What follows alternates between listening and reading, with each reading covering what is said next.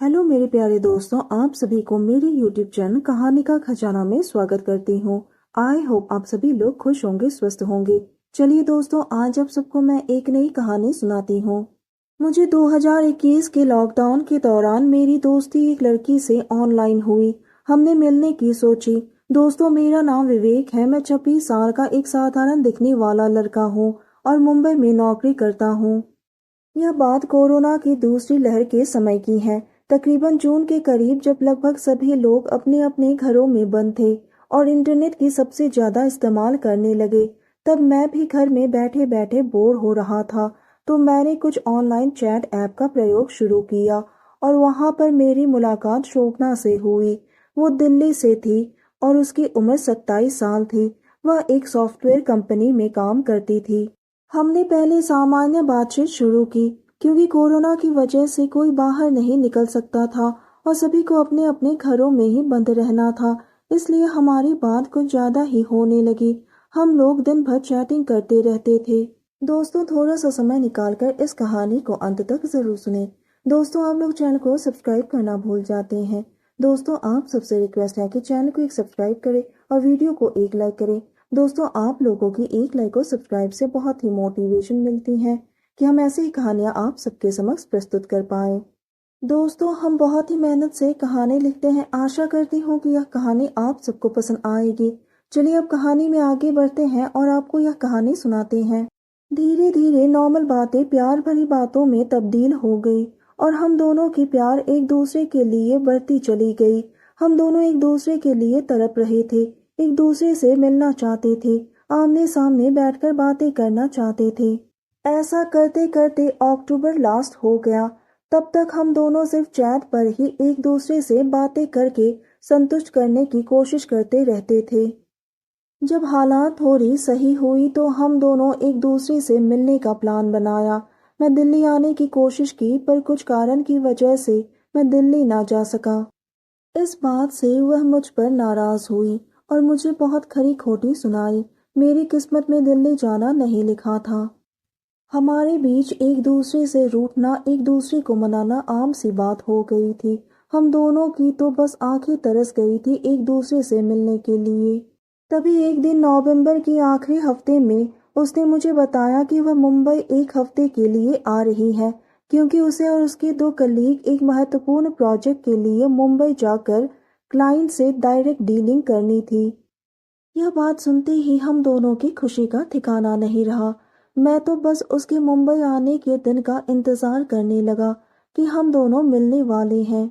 आखिरकार वो दिन आ ही गया। उसने पहले 3 दिन में अपने सारे काम निपटा दिए और आखिर के 4 दिन तबीयत खराब होने का बहाना करके अपने बाकी दो दोस्तों को भेज दिया। उसने मुझे अपने होटल का पता दिया, शाम तक आने को कह दिया। मुझे यकीन नहीं हो रहा था कि हम दोनों आज पहली बार मिलने वाले हैं। मैं बहुत ही नर्वस था, क्योंकि यह मेरी किसी लड़की से इस प्रकार की पहली मुलाकात थी। खैर, मैं लगभग 9 बजे उसके बताए हुए होटल में पहुंचा और उसे फोन किया। उसने अपना रूम नंबर बता दिया और मुझे आने को कहा। मैंने उसके लिए रास्ते से एक गुलाब का बुके भी लिया था कि जब उससे मिलूंगा तो उसे जरूर दूंगा। मैं उसके रूम के बाहर पहुंचकर उसे कॉल किया। उसने दरवाजा खोला और मैं उसे देखकर हक्का बक्का रह गया। मेरी आंखें तरस गई थी उसे एक बार देखने के लिए। वह भला की खूबसूरत लग रही थी। उसने पतली आसमानी रंग की कुर्ती पहन रखी थी। वो उस ड्रेस में किसी अप्सरा से कम नहीं लग रही थी। उसे देखकर मेरा मुंह खुला का खुला रह गया। वो मेरी शक्ल देखकर हंसने लगी और बोली, यही देखते ही रहोगे या अंदर भी आओगे? मैंने भी अपना खुला मुंह बंद किया और अंदर आ गया। उसने मेरे हाथ से बुके खुद ही ले लिया और मेरी तरफ देखकर बोली, बड़ी ही खूबसूरत गुलाब लाए हो मेरे लिए। वैसे भी मुझे गुलाब बहुत पसंद है। वह दरवाजा लगाने लगी। जैसे ही उसने दरवाजा लगाया, मैंने पीछे से उसे हक किया और उसकी गर्दन को चूम लिया। वह मदहोशी में सिसकारियां लेने लगी। फिर मैंने उसे अपनी तरफ घुमाया और प्यार से उसके माथे को चूम लिया। उसके बाद धीरे धीरे मैंने उसकी गालों को किस किया और किस करते करते मैंने उसके होठों को भी किस कर दिया। क्योंकि मैं पहली बार किस कर रहा था तो मुझे अपने ऊपर काबू नहीं रहा। उसके बाद उसने कहा, क्या विवेक आते ही? मैंने कहा, तुम्हें क्या पता, मैं तुमसे मिलने के लिए कब से तड़प रहा था। शोभना बोली, मैं भी तो तुमसे मिलने के लिए कब से तड़प रही हूँ, पर इसका मतलब ये नहीं कि मिलते ही बस शुरू हो जाए। पहले आराम से पैर तो लो। मैं तो बस उससे अलग होने का नाम ही नहीं ले रहा था। हम दोनों एक दूसरे का हाथ पकड़कर सोफे पर बैठ गए। उसने पहले से ही वाइन ऑर्डर करके रखा था। शोभना ने कहा, विवेक क्या एक एक पैक हो जाए? मैंने कहा, ओके नो प्रॉब्लम, एक पैक तो ले ही सकता हूँ। हम दोनों बातें करते हुए पी रहे थे। तभी शोभना बोली, विवेक मैं तुमसे उम्र में 1 साल बड़ी हूँ, तुम्हें कोई प्रॉब्लम तो नहीं है? मैंने मुस्कुराते हुए कहा कि शोभना, प्यार में उम्र नहीं देखी जाती है। मैं तुमसे बेइंतहा मोहब्बत करता हूँ, मुझे तो कोई प्रॉब्लम नहीं है। क्या तुम्हें? उसने उदास होकर कहा कि एक बार मेरा दिल किसी ने तोड़ा था। मैंने कहा कि ऐसा हर किसी के साथ होता रहता है। एक बार तोड़ा है तो क्या हुआ, फिर से एक बार दिल जोड़ के तो देखो।